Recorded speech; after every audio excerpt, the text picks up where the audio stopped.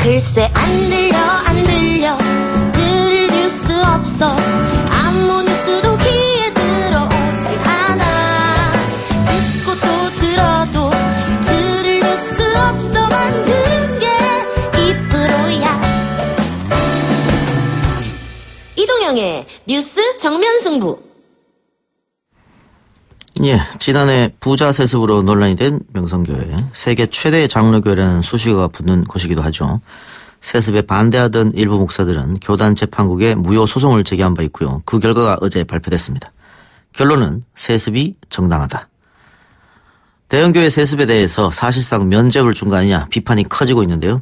신학 박사이자 한신대 초빙 교수인 김영민 평론가와 함께 이 문제 짚어보겠습니다. 김 박사님.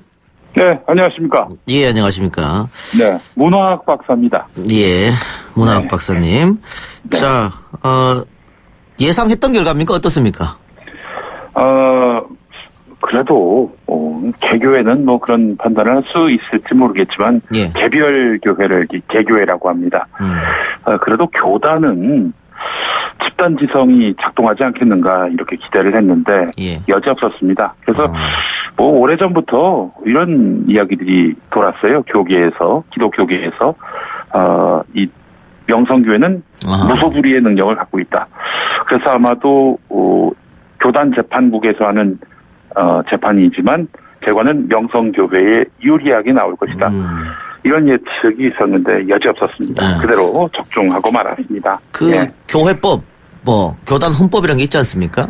그렇습니다. 거길 보면 은퇴하는 목회자 자녀는 해당 교회의 담임 목사가 될 수 없다. 네. 라고 돼 있는데 왜 이것을 허용을 한 거죠? 그 이제 2014년에 대한예수교 장로회, 대한예수교 장로회가 여러 교단이 있습니다. 통합교단도 있고 합동교단도 있고 합신도 있고 백석도 있고 많은데요. 여기는 이제 통합입니다. 그러니까 통합하고 합동교단이 이제 장로교에서는 투톱을 이루고 있는데 이제 그 중에 하나인 거죠.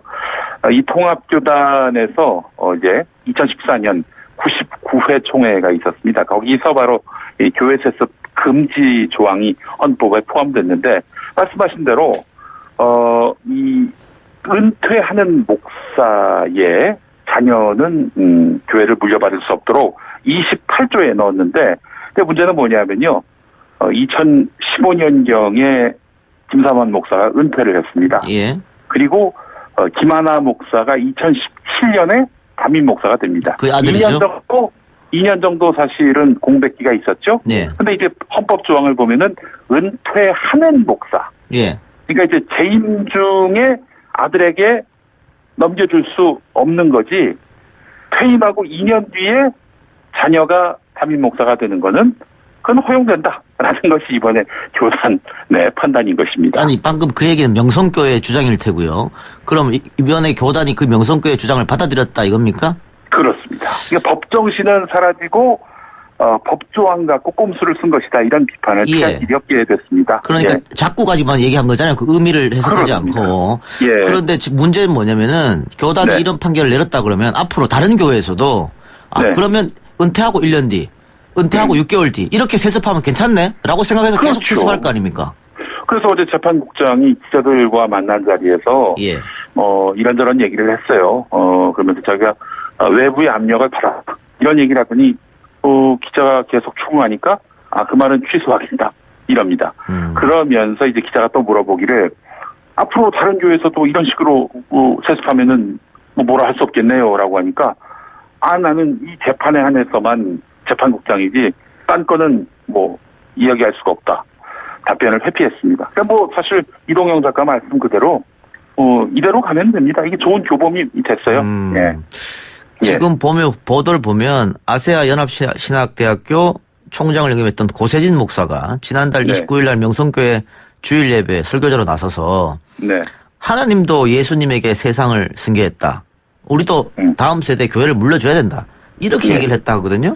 전혀 문제가 없다고 판단한 거 아니겠어요? 문제가 있다고 볼 수밖에 없는 이유가 김삼환 목사나 이번에 이어받은 아들 김하나 목사 모두 평소에 세습은 안 한다. 세습은 안 된다 입장이었어요. 계속 그렇게 얘기했었죠. 예. 그렇습니다. 사실 김사만 목사는 2015년 12월 말에도 이 재습하지 않겠다 이런 얘기를 분명히 언론 인터뷰를 통해서 밝혔고요. 김하나 목사 역시 2013년에 이 장신대학교에서 세미나가 있었는데 그때 교단 총회에서 재습 금지법이 통과됐는데 이거에 대해서 많은 사람들이 내가 안달이 나고 굉장히 속상해하는 줄 알고 있는데 그렇지 않다. 나는 교단에서 그렇게 결정한 것을 하나님의 뜻으로 받아들인다. 이런 말까지 했어요. 그렇기 때문에 이번 세습이 아무 문제가 없다고 생각하는 사람들은 또 상식적인 판단을 하고 있는 교인들이나 예. 또 명성교회 교인이 아니더라도 일반적인 크리스천들은 이거는 도저히 납득할 수가 없는 그런 교단의 결정이고 교회의 행동이다라고 보고 있습니다. 예. 명성교회 정상화위원회 이기정 씨 같은 경우에는 네. 공의가 사라졌다, 정의가 사라졌다 이렇게 얘기를 하고 지금 저희 게시판에서도 뭐 기독교인인 게 부끄럽다 이런 댓글이 많거든요. 예, 그러면은 예. 제가 원초적으로 궁금한 거. 네. 김하나 목사나 김사환 목사가 계속해서 세습은 안 한다고 얘기했고. 네.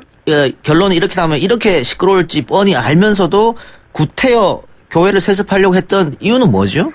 네. 그래서 본인들은 리더십 승계가 교회를 지키는 것이다라고 얘기하고 있는데 여러모로 좀 수상한 구석들이 많습니다. 명성교회 김사만 목사에게 비자금 800억이 있었다. 이런 설을 제기한 분들이 있었어요. 자, 그래서 이분들이 이제 재판에 넘겨졌어요. 그런데 법원은 김사만 목사의 비자금 800억을 인정했습니다. 그러니까 800억의 비자금이 있었다는 얘기예요. 이보다 앞서서 명성교회 재정관리자였던 박모 수석장로, 그러니까 수석장로, 선임장로라 하겠죠.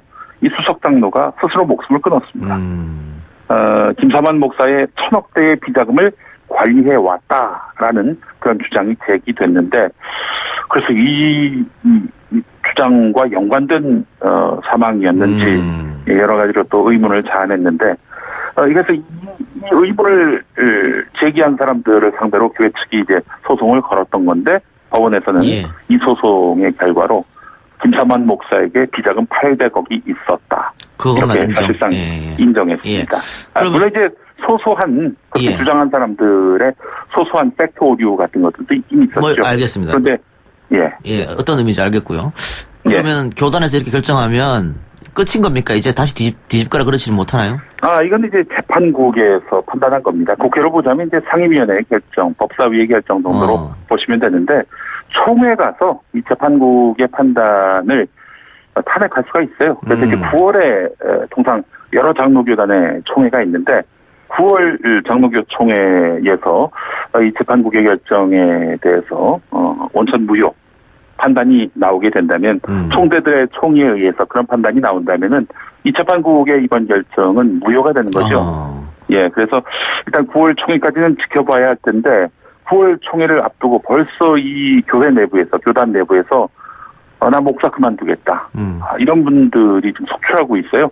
그리고 소망교회라고 아시죠? 예. 이 소망교회도 이제 예장 통합 소속인데 이명박 전 대통령이 여기 은퇴 장로거든요. 예. 이 교회 담임 목사도 오늘 페이스북에다가 김사만 목사에게 대한예수교 장로의 통합측 교단에서 나가달라 이렇게 요청하기도 했습니다. 그러면 많은 목사님들이 나 목사 안 하겠다라고 얘기하는 것은 어떤 의미죠? 이런 결과가 나오면 안 된다 이런 뜻입니까? 그렇습니다. 이 결과에 대해서 동의할 수 없다. 그리고 사실은 이런 목사님들뿐만 아니라 이 전통적으로 이제 오랫동안 교회를 다녔던 분들, 사실 이제 교회 밖에 계신 분들은 교회가 빛과 소금의 역할을 잃어버린 지 오래가 됐다. 그래서 신임할 수 없다 이런 분위기가 많잖아요.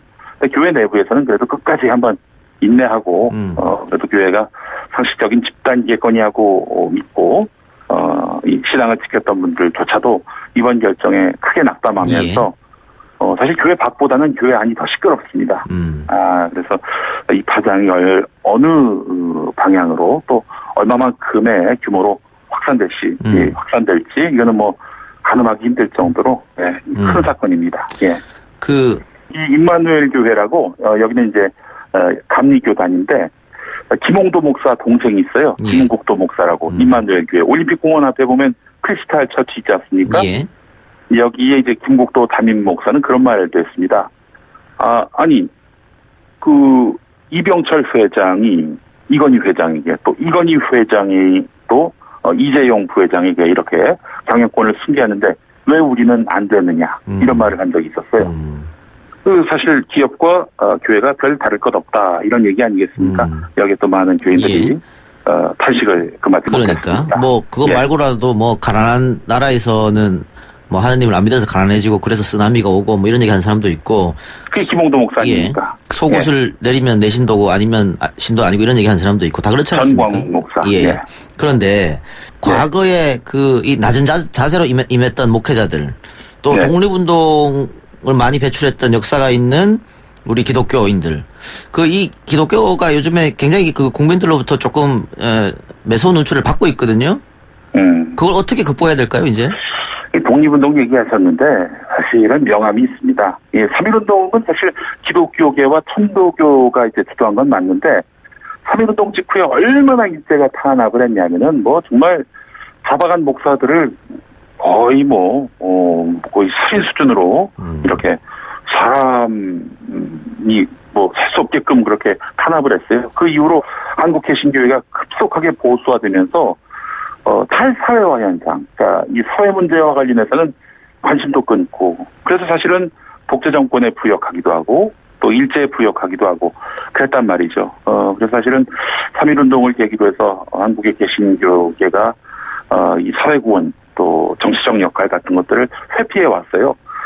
그렇기 때문에, 사회를 세속으로 바라보면서 무시하고, 배척하고, 이러고 있거든요. 예. 그러지 말고 교회 밖에 있는 사람들도 상식적인 사람들이고 합리적인 사람들이고 대화가 가능한 사람들이고 따라서 그들의 윤리 수준은 그들의 윤리 수준에 우리가 맞춰가야 한다 이런 겸허한 마음을 가지지 않고서는 교회가 끊임없이 독선에 빠지고 뭐 좀 뭘 잘하고 독선에 빠지면 모르겠는데 교회보다도 더 사회보다도 더 못한 윤리적 기준을 갖고 교회의 문제를 다루다 보니까 이렇게 굉장히 뭐 여러 가지로 지탄을 받고 또 고립이 되는 거 아니겠습니까? 사회에 문호를 여는 그런 교회가 되지 않으면은 이건 뭐 앞으로 더 고립화될 수밖에 없다는 게 제 생각입니다. 알겠습니다. 자, 김영민 시사평론가님 오늘 말씀 여기까지 듣고요. 네. 다음에 스튜디오로 나와서 시간 길게 드릴 테니까 한번 하시죠. 알겠습니다. 예. 고맙습니다. 감사합니다. 예. 네, 저희 제작진이 사전에 명성교회 측의 입장을 들으려고 시도를 했습니다만 아직은 방송에서 공식 입장을 밝힐 시기가 아니라는 이야기 전해왔습니다. 추후라도 인터뷰 의사가 있을 시에는 뉴스 장면 승부에서 시간을 드리겠다는 점 약속드리겠습니다. 4부 광복절 특집 시리즈로 돌아오겠습니다. 이동영의 뉴스 정면 승부 제73주년 광복절 특집 시리즈 그들이 꿈꾸던 나라 제3화 효창공원의 원효대사 동상은 왜 세워졌을까?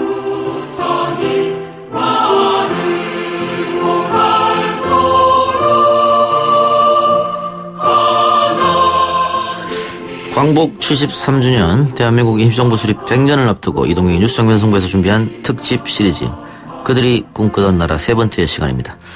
오늘은 효창공원에 대해서 이야기해 볼 텐데요. 백범, 김구 선생 등 7분의 순국 선열들이 잠들어 있는 효창공원. 이곳에 왜 운동장과 방공 기념탑이 들어서야 했을까요? 관련해서 함께 말씀 나눌 두 분 모셨습니다. 민족문제연구소 방학진 기획실장 그리고 19대 국회의원 당시 효창원 국립묘지화 법안을 발의한 김강진 전 의원입니다. 어서 오십시오. 예, 안녕하세요. 안녕하십니까? 예. 효창공원 과거엔 효창원이라고 불렀다고 하던데. 네네. 뭐 아무 두 쪽 양쪽 다 불러도 상관없는 거 아닙니까? 현재 뭐 여기는 효창공원역으로 되어 있는데 효창원으로도 부를 수 있고요. 그 조선시대 때는 그 묘지가 계급이 있었거든요. 예. 왕에 묻힌 묘지를 왕릉이라고 했고 왕이 아닌 공주나 그 왕자의 묘는 원. 그다음에 우리 같이 평민들은 묘라고 했죠. 능원묘. 그 효창원은 그 정조대왕의 아들인 문효대자의 묘가 있기 때문에 그 조선시대는 효창원으로 불렸다가 이게 일제 때 그 묘지를 격화시키면서 원에서 공원으로 파크로 바꾼 거죠. 그래서 옛날에 보면 창경궁이 일제 때 창경원이라고 하는 동물원 격화되지 않습니까? 그럼 격화의 명칭으로 효창공원이 쓰여지고 있는데, 근데 이제 현재 이제 44년도에 그 문효대전 묘지가 또 이장됩니다. 예. 그래서 이제 묘지가 없는 상태죠. 그래서 이제 효창공원이라고 불러도 예, 무방한 예. 상태입니다. 네. 알겠습니다. 자, 대한민국 최초의 선열 묘역들이 자리하고 있는 서울 효창공원. 문재인 대통령은 대통령 후보 시절에도 효창공원을 참배하기도 했는데요. 당시 효창공원 묘역을 참배한 후에 이야기한 거 잠시 듣고 이어가겠습니다. 우리 대한민국은 대한민국의 국호, 또 민주공화국이라는 국채, 그리고 태극기라는 국가 상징을 그대로 이어받았기 때문에 임시정부의 법통이 우리에게 있고 또 우리 대한민국에게 국가의 정통성이 있는 것입니다. 대한민국 건국 100주년이 될 동안 과연 우리 대한민국이 건국의 아버지들이잖아. 또 민주공화국의 정신을 그대로 구현하고 있느냐, 진정한 민주공화국이 되어 있느냐라는 것입니다. 예, 문재인 대통령은 지난해 광복절에도 효창공원에 계신 7분의 묘역을 참배하기도 했었습니다. 대한민국 역사 이래 광복 이후 대통령의 효창공원 참배는 최초였다고 하는데요. 김강진 의원님. 예. 저도 이거 보고 깜짝 놀랐는데 한 번도 없었습니까? 그전에는? 예, 그 전까지는 한 번도 없었고, 사실은 문재인 대통령이 그 처음에 방문하셨을 때 후보 시절에 방문한 것만도 참 이례적이다. 많은 사람들이 하셨어요. 그랬는데 이후에 이제 광복절날 공식 행사로는 안 가셨고, 광복절 경축식 하시기 전에 개인적으로 이제 방문하셔가지고 그날 비 오는 날이었는데 이렇게 참배하셨는데요. 개인적으로 또 바라본다면 이제 그렇게 하셨으니까 올해 광복절에는 공식 행사의 일환으로 또 참석하시는 것도 좋겠다 이런 생각이 들기도 합니다. 근데 정치인들이 항상 뭐 당대표가 된다거나 뭐가 있을 때 현충원 이제 참배 많이 하잖아요. 예. 근데 효창공원은 왜 안 했을까라는 또 생각이 드네요. 이제 문재인 대통령께서 방문하시고 나서 최근 들어서는 이제 조금씩 방문하는 분들도 늘어나기도 했었는데요. 기본적으로는 이곳이 국가가 정하는 현충 시설은 아니기 때문에 굳이 꼭 방문을 해야 되냐라고 하는 생각이 좀 없으셨던 것 같기도 하고, 그럼에도 불구하고 사실은 우리가 현충원이라고 하는 공간과 동일한 의미로서 지금 이곳에 계신 7분의 면면을 생각해 봤을 때 어떻게 보면 훨씬 더 우월한 분들이 많이 있으시니까 참배하는 게 꼭 맞겠다 싶습니다. 예. 그래요. 그래서 뭐 효창공원 성역화 작업 이야기도 뭐 과거에 노무현 대통령 시절부터 계속해서 나왔던 얘기 아닙니까? 예. 그 이야기는 뒤에 가서 하기로 하고요. 일단 효창공원에 계신 7분은 김강진 전 의원 이야기처럼 모두 대한민국 독립에 몸바친 애국 선열들입니다. 이분들의 묘역으로 효창원을 선택한 분이 바로 백범 김구 선생인데요. 왜 김구 선생은 독립운동가의 묘역으로 효창원을 선택했을까? 김구 선생의 백범일지에 그 내용이 담겨 있다고 하는데 잠시 듣고 가겠습니다. 나는 즉시로 일본에 체류하고 있던 박렬 동지에게 부탁하여 조국 광복에 몸을 바쳐 무도한 왜적에게 각각 학살을 당한 윤봉길, 이봉창, 백정기, 삼열사의 유고를 환국시키게 하고 국내에서 장례 준비를 진행하였다. 그러던 중 유골이 부산에 도착하였다는 기별을 듣고 영접차 특별 열차를 타고 부산을 향하였다. 삼열사의 말없는 개선에 유골 봉환식을 거행하고 영구를 서울로 봉환하기 위해 부산역을 출발하였다. 부산역 앞에서 서울까지 각 역정이다.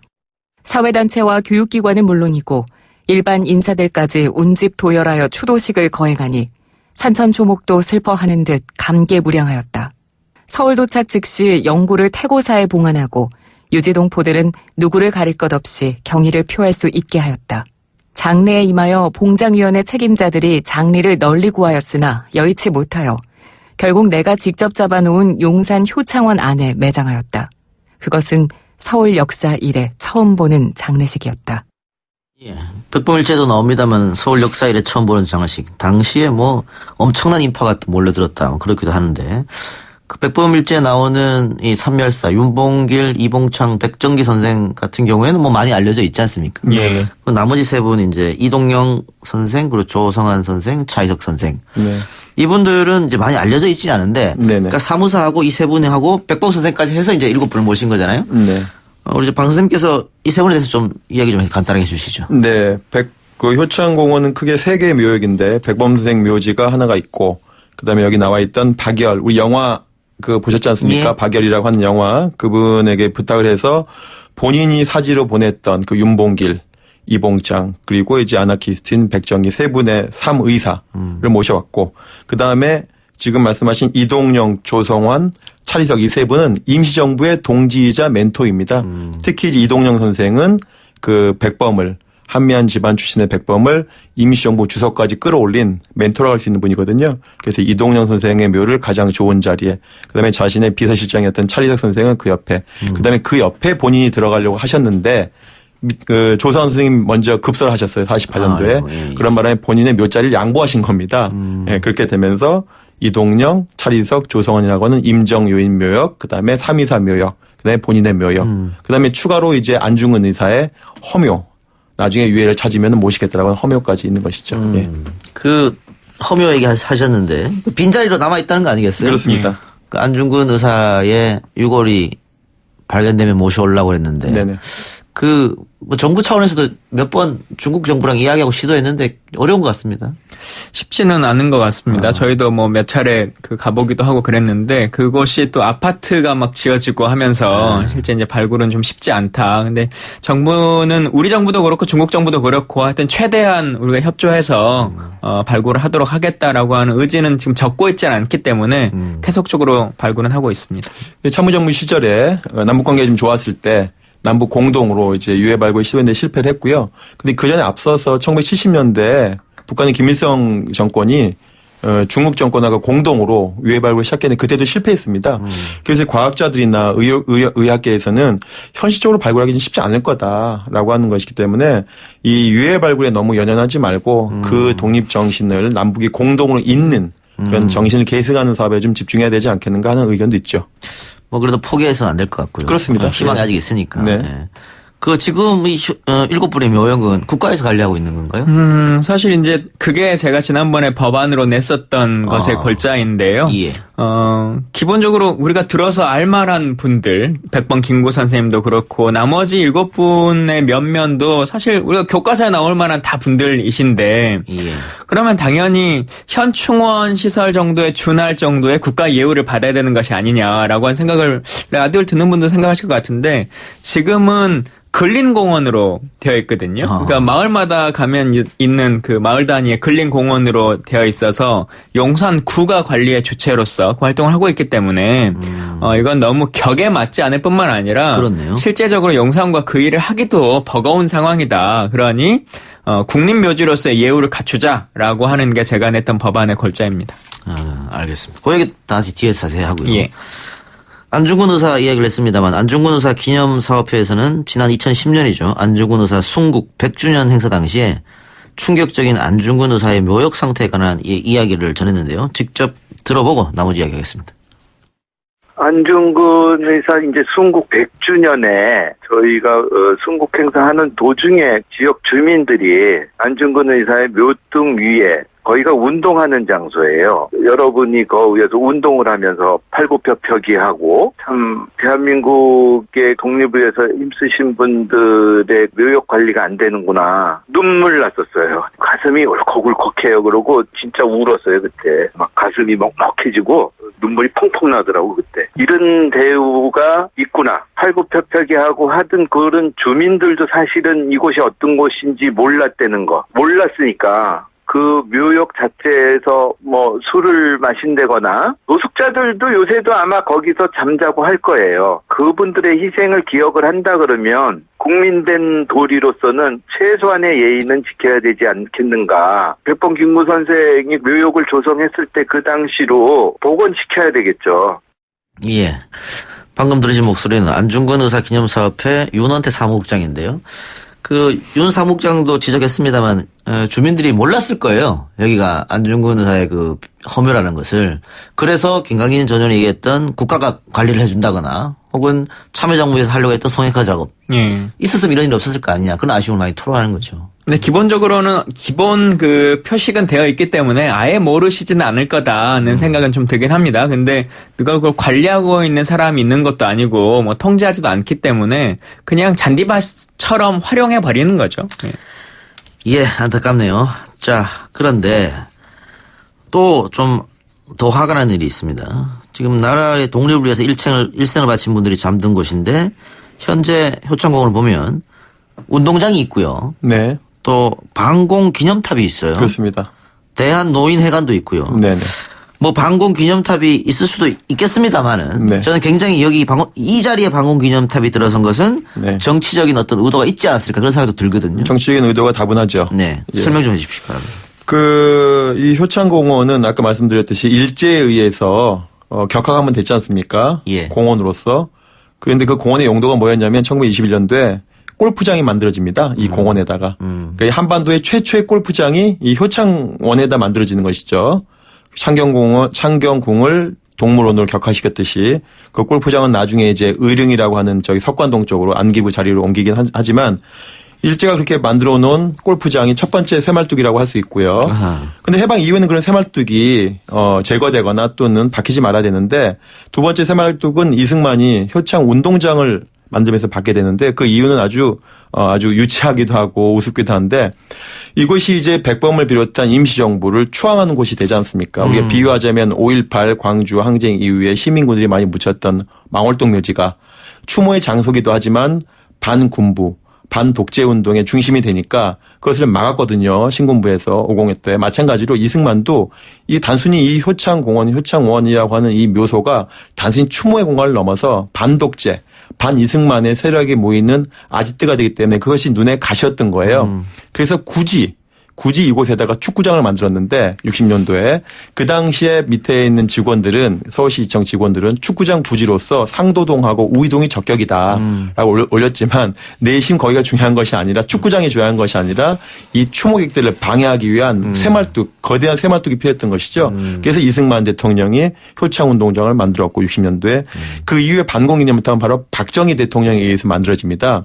하고 많은 곳에 왜 하필 반공기념탑이 그것도 가장 이 효창 공원의 좋은 명당 자리에 김구 묘지와 바로 불과 50m도 안 되는 곳에다가 반공기념탑을 만들었거든요. 이것도 아주 의미심장한데 옛날에 이제 1949년도 6월에 안두희가 김구를 암살하면서 법정에서 이런 말을 하죠. 나는 평생의 민족주의자고 애국자인 김구를 존경하지만 김구가 단선을 반대하고 김일성을 만나면서 이자가 빨갱이가 되면서 변하고 있다. 예. 그 사람의 명예를 살려주기 위해서 나는 어쩔 수 없이 총을 발사했다라고 법정을 증언하게 되거든요. 그래서 역대까지 계속 지금 반공에 대한 빨갱이에 대한 색칠을 김구에게 해왔던 것이죠.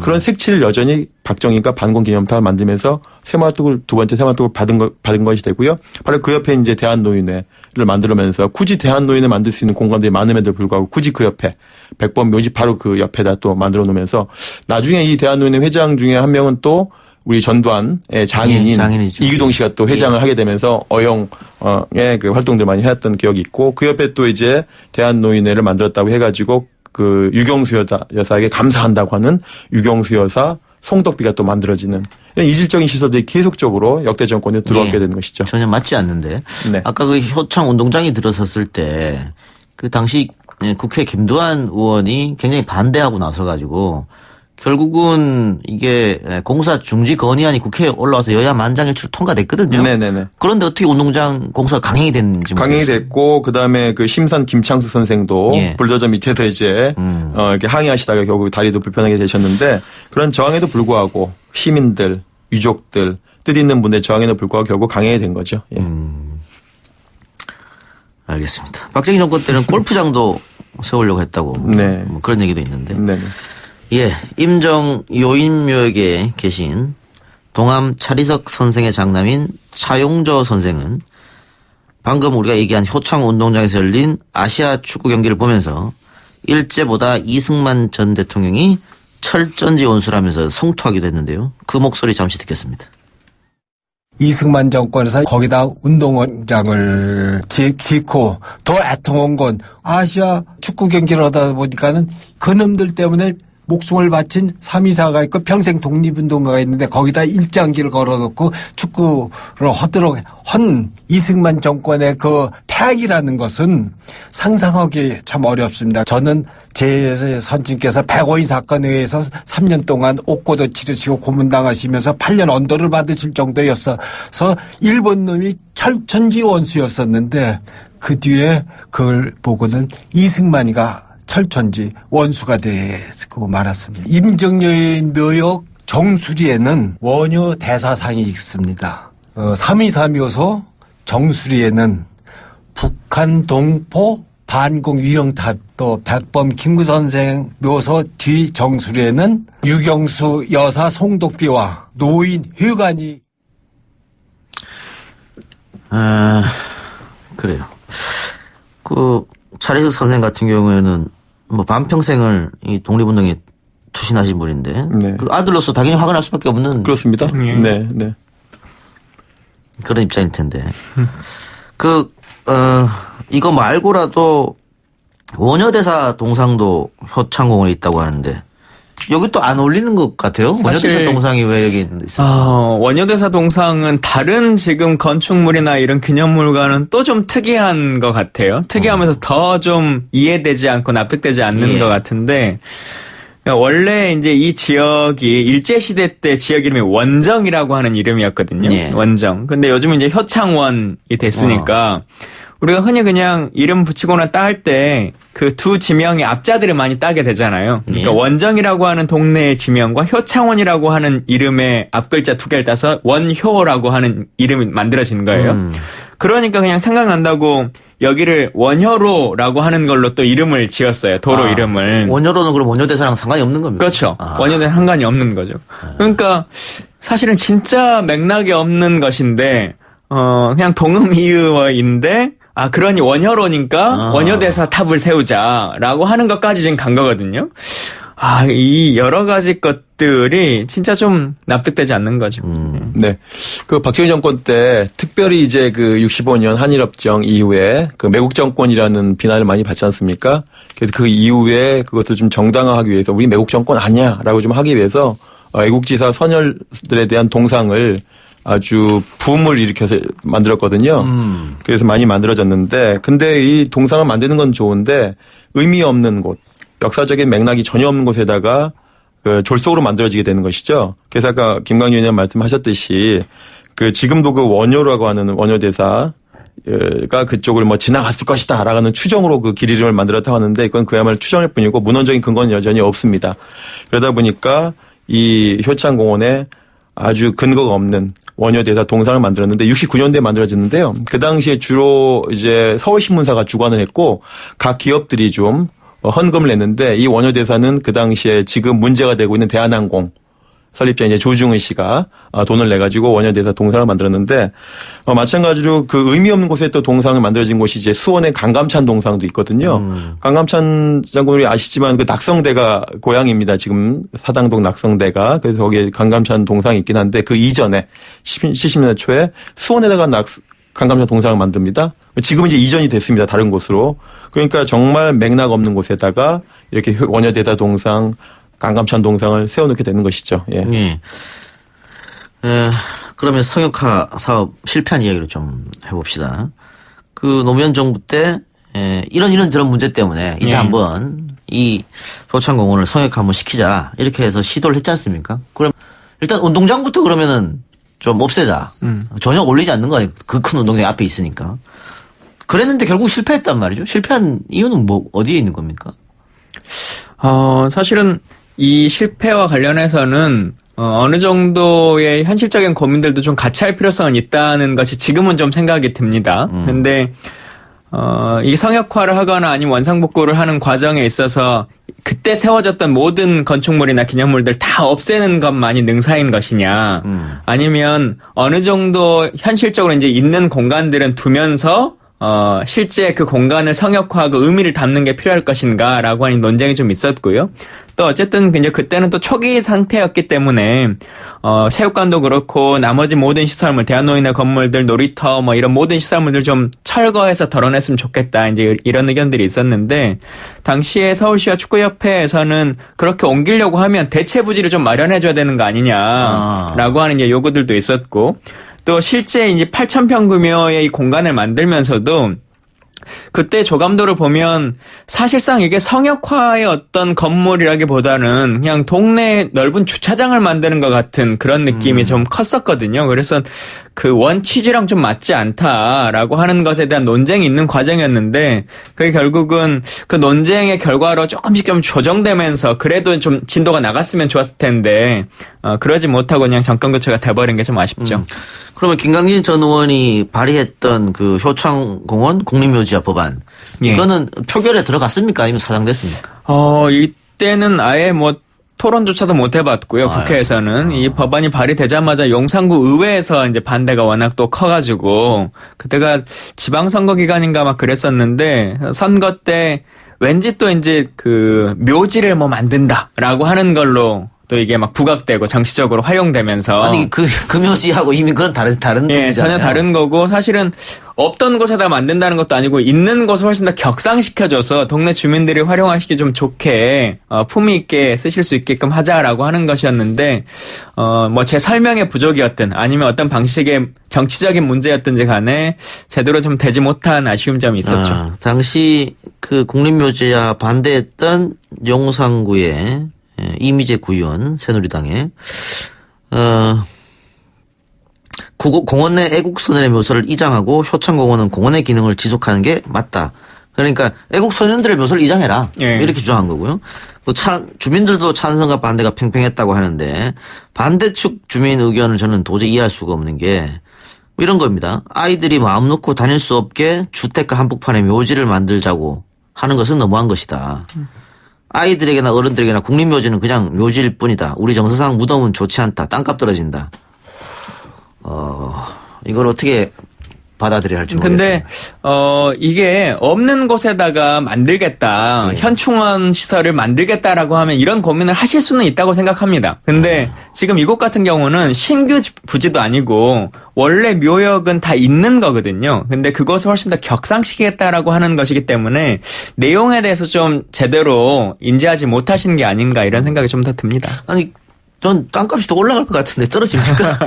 오히려 지금 저희가 그 당시에 우리 김광진 의원께서 좀 좋은 법안을 마련하셨는데 지역의 이제 구의원분들이 잘 오해를 해가지고 지금도 그 오해가 좀 남아있는 것 같아요. 그 지역 주민들에게. 그런데 제가 좋은 사례를 말씀드리는 것이 바로 동작동 국립묘지거든요.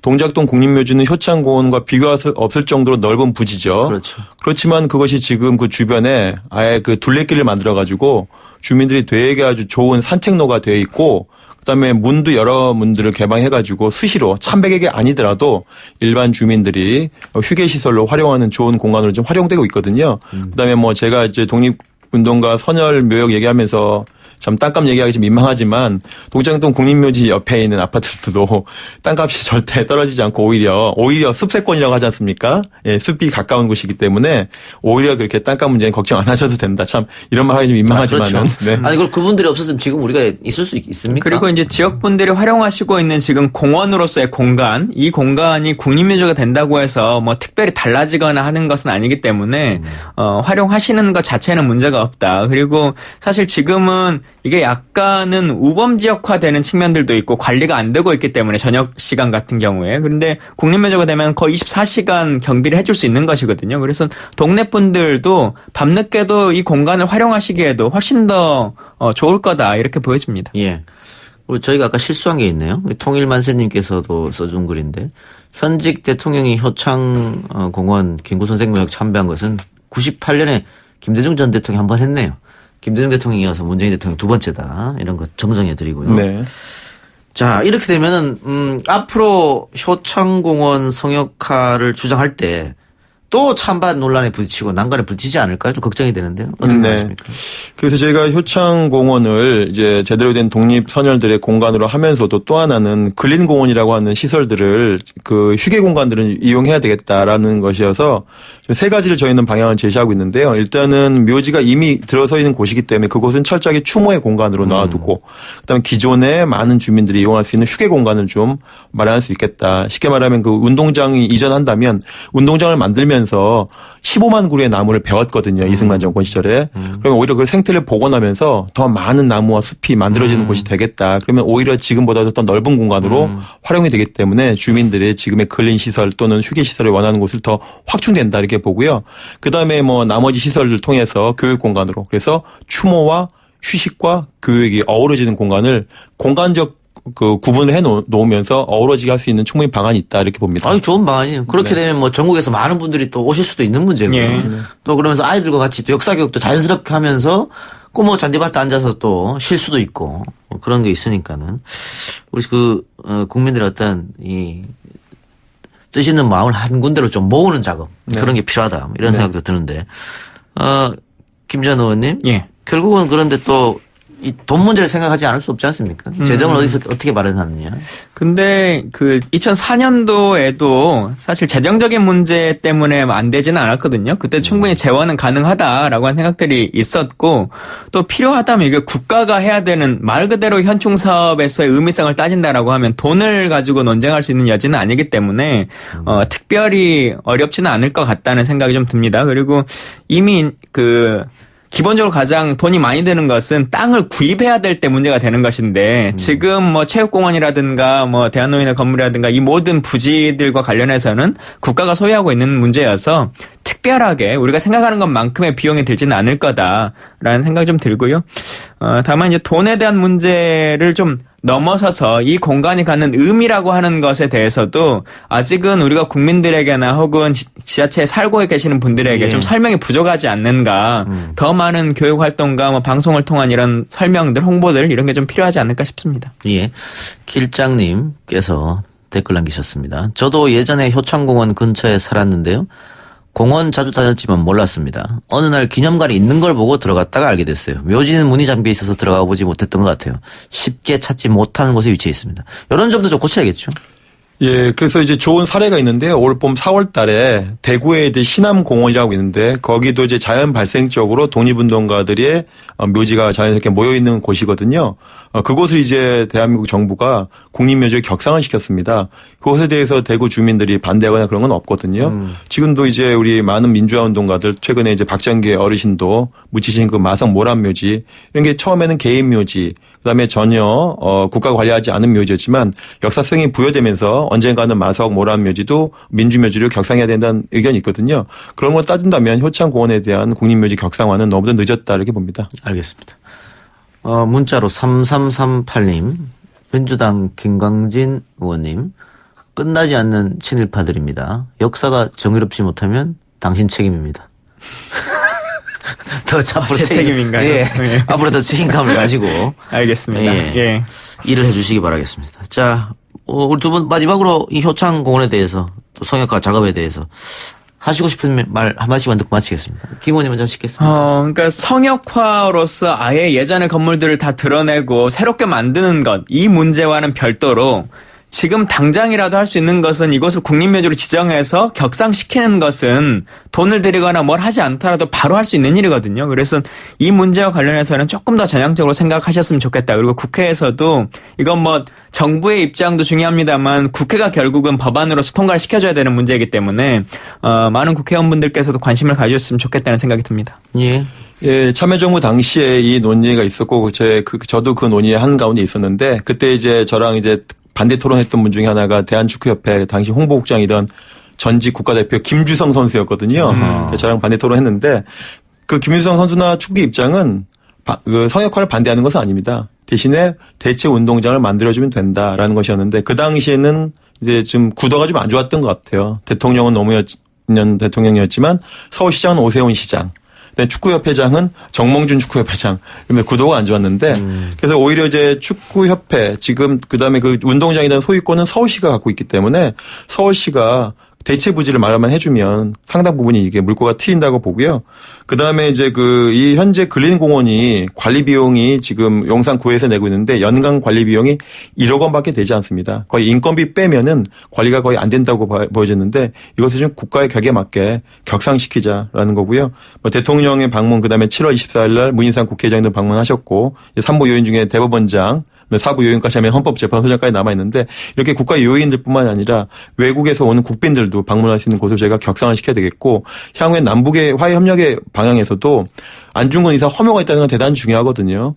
북한의 대표단이 왔을 때 마땅히 참배할 곳이 없다고 그런 논의들이 많이 있었는데 오히려 안중근 의사 허묘가 있는 효창공원을 남북이 같이 참배하면서 남북 화해 협력에도 좋은 영감을 줄 수 있는 곳이다 이렇게 봅니다.